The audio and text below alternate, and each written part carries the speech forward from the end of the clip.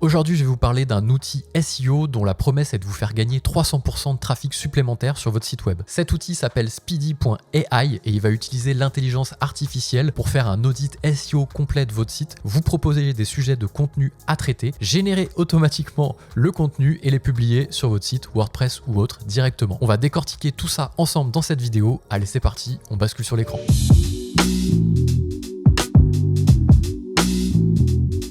Voilà le nom du site que j'ai découvert sur Product Hunt, qui est sorti et qui a eu un succès fou sur Product Hunt, c'est speedy.io. L'URL c'est speedybrand.io. Speedy, ça devait déjà être pris, on imagine pourquoi. Et la promesse est assez forte, je le disais, puisqu'il nous propose d'avoir 300% de trafic supplémentaire grâce à l'intelligence artificielle.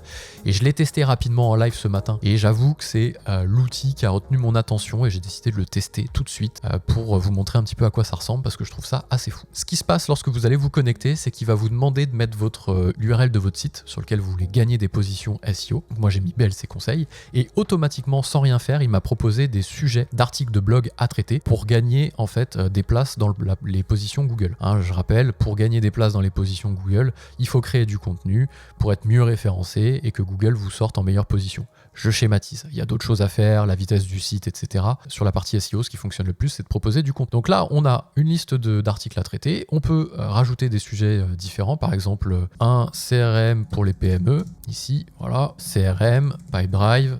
On met des mots-clés, on choisit un topic ici, donc My Business, il va se baser en fait sur mon business. Et je vais proposer ici le topic.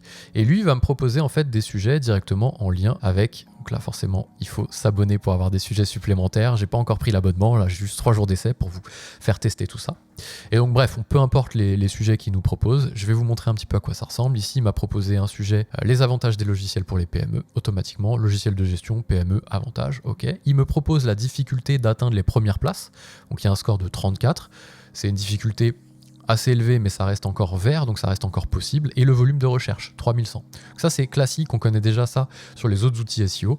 Mais ce que j'aime bien, c'est que directement, si ce sujet nous intéresse, on va pouvoir aller, hop, cliquer sur écrire. Il va nous générer automatiquement un article de blog avec les sections H1, les sections H2, sur un ton qu'on aura défini au préalable, professionnel, friendly, funny, insightful, informationnel, etc. Avec un nombre de mots ici qui est de 1001 mots, la capacité de lecture, la facilité de lecture, un slug automatiquement, une métadescription, les mots-clés qui sont traités à l'intérieur, déjà tout bien géré en SEO.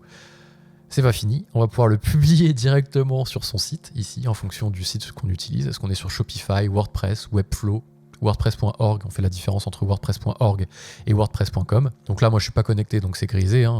Une fois que c'est fait, on va pouvoir le marquer comme terminé, puisqu'on aura une to-do list derrière des choses à faire au niveau du service marketing, qui sera partagé, bien entendu, avec plusieurs utilisateurs.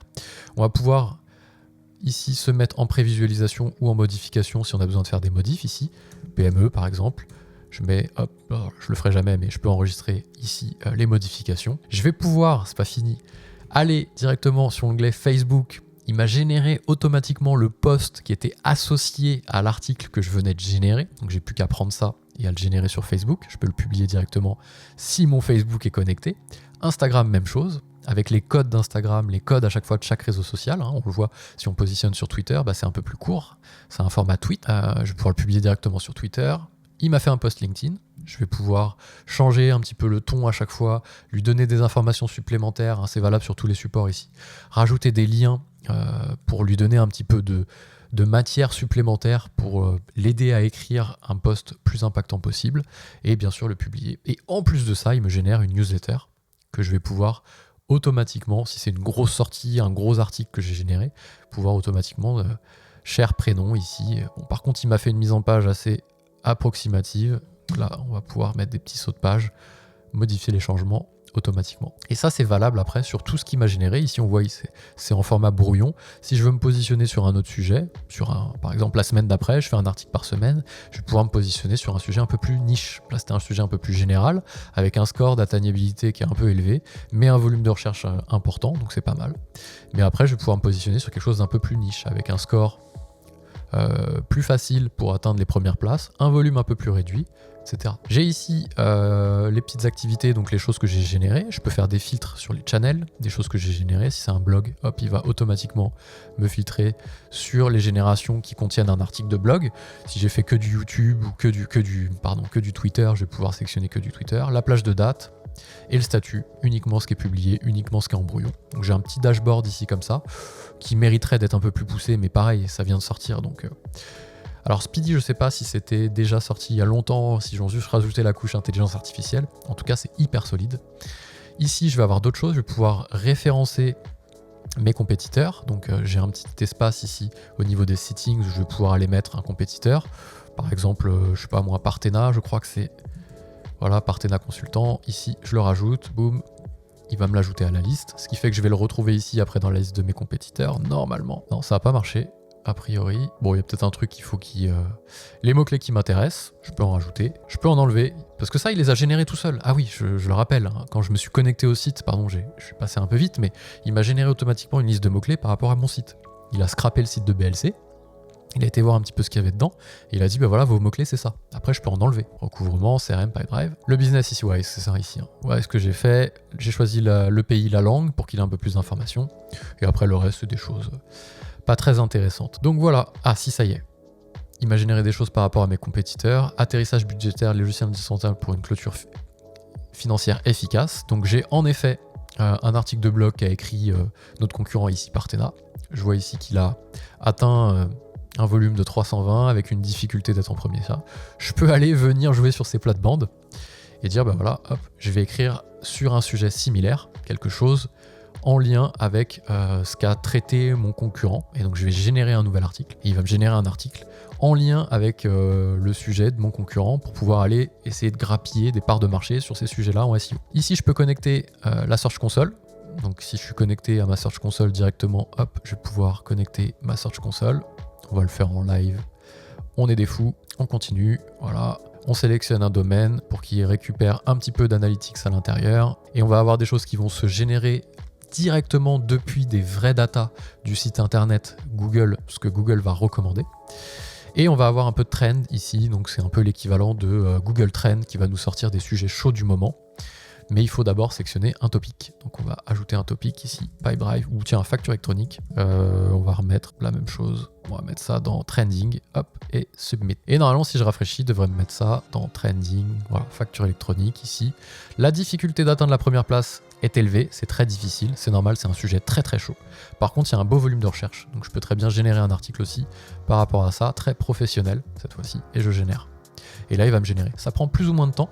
Ce que j'ai noté, ça peut être un axe d'amélioration aussi pour l'équipe en place, c'est que si on sort en fait de l'article, il ne garde pas la génération. En fait, si je reviens dessus, vous voyez, la génération s'est arrêtée. Ce que j'aurais bien aimé, c'est de pouvoir continuer à faire mes trucs de mon côté et qu'il continue la génération de l'article. Mais sinon, c'est vraiment... honnêtement, c'est un logiciel qui prend un petit peu le meilleur de chaque, je le disais, Ahref, Steve Pattel, etc. Tous les outils qui est un peu à droite à gauche, qui font du SEO, qui font de l'audit SEO de site, etc. Et qui vient mettre tout ça à l'intérieur.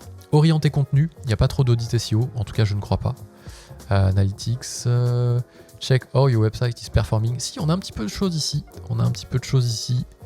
Website audit, pardon, je l'avais pas vu. Par contre, il m'a pas repris mon website à moi, c'est dommage. Donc on peut même faire un website audit, pouvoir générer les résultats. Donc là, par contre, ça va prendre un peu de temps. Je sais pas combien on a de pages sur BLC, mais on en a beaucoup. Ah, ça c'est rapide, hein. 65% de score SEO. Les pages se mettent bien. Il y a des titres qui manquent, il y a des métadescriptions qui manquent. Est-ce qu'on a une petite to-do à faire par rapport à ça? On peut pas cliquer dessus pour avoir un petit peu une liste d'actions à faire pour améliorer, je crois. Queries, ok. J'aurais bien aimé qu'il me donne une liste, voilà, par exemple des titres manquants ici. Hop, il y en a peut-être pas un d'ailleurs, ceci étant. Je découvre un peu en même temps que je fais la vidéo, hein, pardon. J'essaierai d'enlever les blancs au moment du montage. Au niveau des backlinks, là on a vu les dashboards, donc ça c'est le dashboard, pas de souci. On a vu activité, c'est la liste des choses que j'ai générées, pas de problème. L'analytics c'est classique, hein. C'est l'équivalent de Google Search Console ou Google Analytics directement dans l'outil, ça évite d'avoir de la consultation partout. Et les backlinks c'est pas mal parce qu'ils me proposent une liste de backlinks intéressants à utiliser pour mon site. Ce qu'utilisent mes compétiteurs, Partena en termes de backlinks. Voilà, tiens, ING Soft qui pointe, ah oui en même temps ça a été racheté, c'est normal. J'allais dire tiens c'est bizarre. Ah ça fait des bons scores de SEO d'ailleurs, hein, des gros sites comme ça, des sociétés qui sont rachetées et qui redirigent tout vers le site chapeau. Ça fait du beau backlink, ça c'est logique. La Tribune ils ont eu des articles. Et des backlinks, mes backlinks à moi. Les backlinks que j'ai déjà moi sur mon site, donc la BLC, hein, le site que vous allez mettre à l'intérieur. La liste de tous les backlinks que vous aurez déjà en votre possession.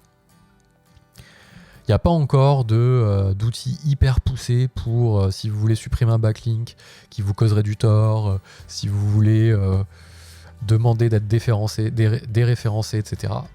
Mais je dirais que les outils qui le traitent à côté sont trop puissants pour mettre le pied dans le SEO. Là, ce que ça propose, c'est vraiment orienté contenu pour le moment. On va pouvoir vraiment avoir des sujets liés à notre business. Ici, voilà, un CRM pour les PME. Pas beaucoup de recherche, mais un score d'atteignabilité assez facile. Ce que gèrent les compétiteurs, etc. Bref, je vais pas revenir sur toute la démo que je viens de vous faire.